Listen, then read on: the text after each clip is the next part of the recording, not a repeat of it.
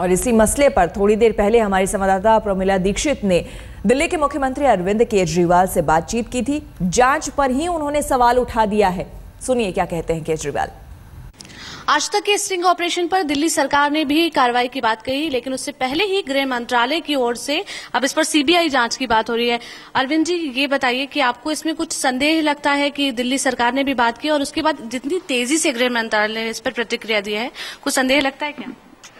देखिए, जिस तरह से कल टीवी चैनल पे पुलिस वालों को खुलेआम पैसे लेते देखा, वो उसी की तरफ इशारा करता है जो हम बार बार कहते रहे। मुझे धरने पे भी बैठना पड़ा कि पूरी की पूरी दिल्ली पुलिस आज दिल्ली में केवल पैसे बटोरने और जनता से पैसे इकट्ठे करने की एक मशीन बन गई है।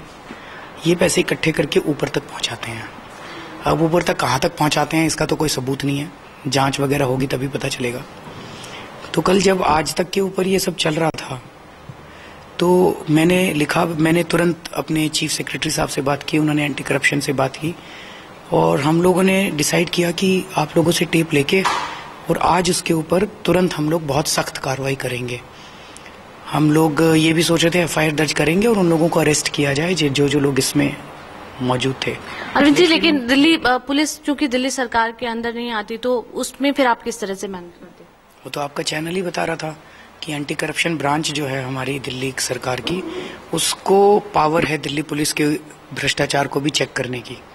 तो ये हम लोग सोच रहे थे और हम जैसे हमने ये कहा तो उधर से दिल्ली पुलिस और होम मिनिस्ट्री ने इतनी तेजी के साथ एक्शन लिया। मुझे नहीं लगता कि आज़ादी के बाद से आज तक ऐसा कभी हुआ कि एक टीवी चैनल का प्रोग्राम चल रहा है और प्रोग्राम के दौरान ही दिल्ली पुलिस ने होम मिनिस्ट्री को चिट्ठी लिख दी कि सीबीआई को केस रेफर करो और होम मिनिस्ट्री ने सीबीआई को केस रेफर भी कर दिया और सारी चीजें इतनी जल्दी आधे घंटे के अंदर हो गई। आपको मंशा पे संदेह लगता है कुछ? नहीं, भगवान करे सब अच्छी मंशा से काम करें।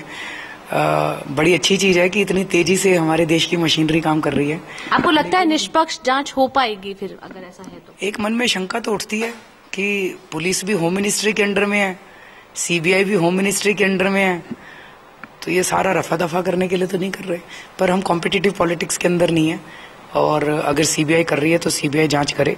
फिर दिल्ली, बिकॉज एक ही मामले पे दो जगह जांच नहीं हो सकती, तो अब दिल्ली सरकार की एंटी करप्शन ब्रांच इसमें अभी फिलहाल कुछ नहीं करेगी। हम सीबीआई जो कर रही है उसकी इंतजार आप इंतजार करेंगे और नजर बनाए रखेंगे इस पर? बिल्कुल। शुक्रिया हमसे बात करने के लिए। तो अरविंद जी की मुस्कान ही काफी कुछ कहने को काफी है कि उनको इस बात को लेकर संदेह है, लेकिन हाँ, ये उम्मीद जरूर बनाए रखते हैं कि ऐसा ही हो कि इस जांच जो है वो निष्पक्ष हो और नतीजा भी